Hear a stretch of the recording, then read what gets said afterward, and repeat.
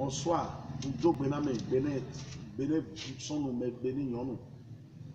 Chère population du Bénin, je vous salue au nom de Jésus.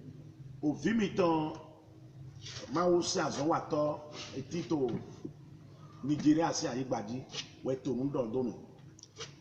Ceci est dit par votre enfant bien-aimé, précisément un Béninois qui est un homme de Dieu, prophète Anani Dossou Mathieu, qui vit précisément au Nigeria.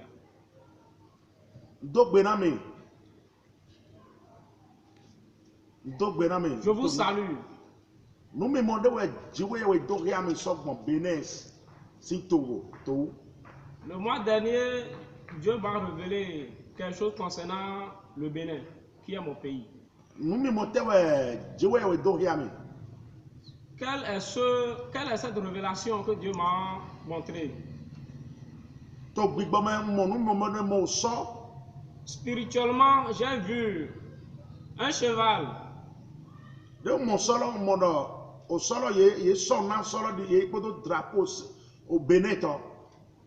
Ce cheval couvrit du drapeau du Bénin. En venant du cheval,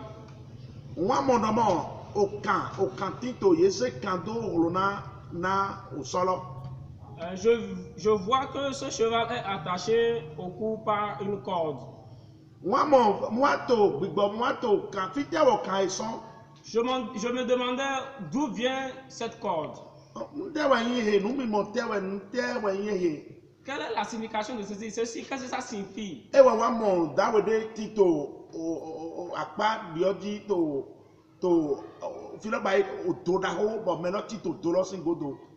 Je vois un homme à ma côté qui ayant la corde en main et tirant le cheval.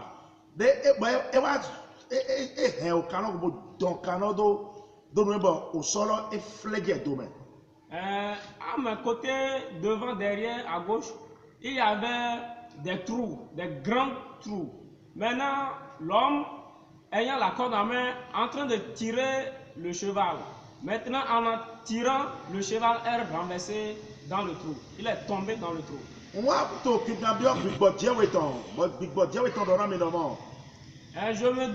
demande à Dieu, ceci, qu'est-ce que ça signifie? L'Esprit de Dieu me dit qu'il y a des concurrences.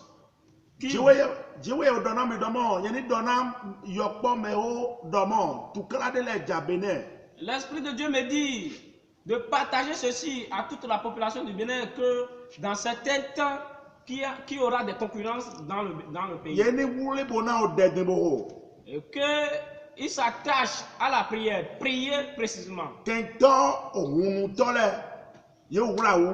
Les ennemis vont faire quelque chose pour renverser le pays.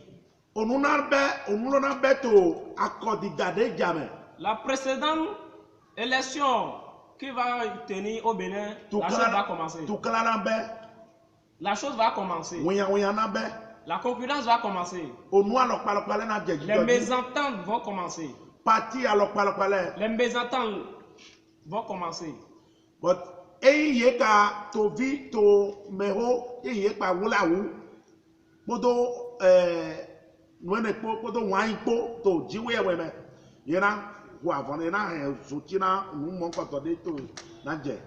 Si petits, grands, nos adultes, nos aïeux, nos frères et sœurs qui sont dans le pays, et si ils pourront s'attacher à la prière, s'attacher à l'amour de Dieu, ils pourront renverser ce tasse.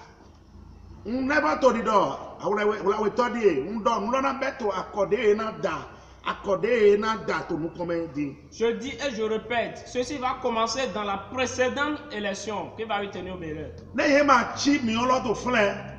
Si maintenant ils ne font pas tout, ils ne cherchent pas les moyens pour éteindre ceci, la précédente qui va venir, la précédente élection qui va venir, la concurrence serait très élevée. Et il est qui visite ta main.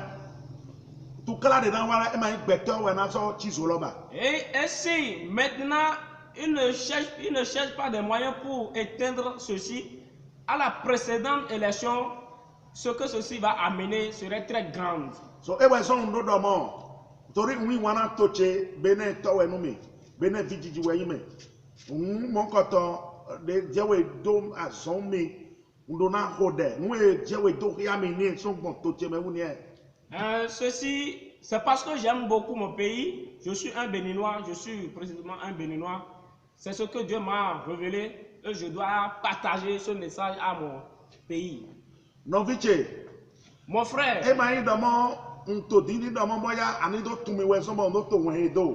n'est pas me connaître pour la forme, non, ce n'est pas pour ça que je t'envoie ceci. Je dis ceci parce que Dieu m'a révélé quelque chose dans l'esprit.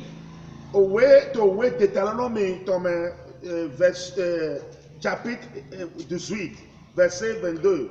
Dans le livre de Deutéronome, verset 18, verset 18. Chapitre 18, verset 22. Chapitre 18, verset 22. Et donc, les prophètes il dit, si un prophète parle, et ce qu'il a dit n'est pas accompli, sachez que ce prophète n'est pas prophète. Il n'est pas prophète de Dieu. Et si ce que ce prophète a dit est véritablement apparu, sachez que ce prophète est le prophète de Dieu.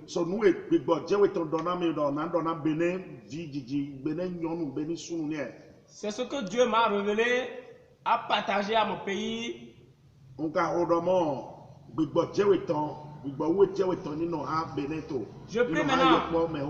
prie maintenant que la grâce de Dieu vous couvre, petit, grand. Je prie maintenant que la grâce de Dieu vous couvre. Au nom de Jésus, nous avons prié.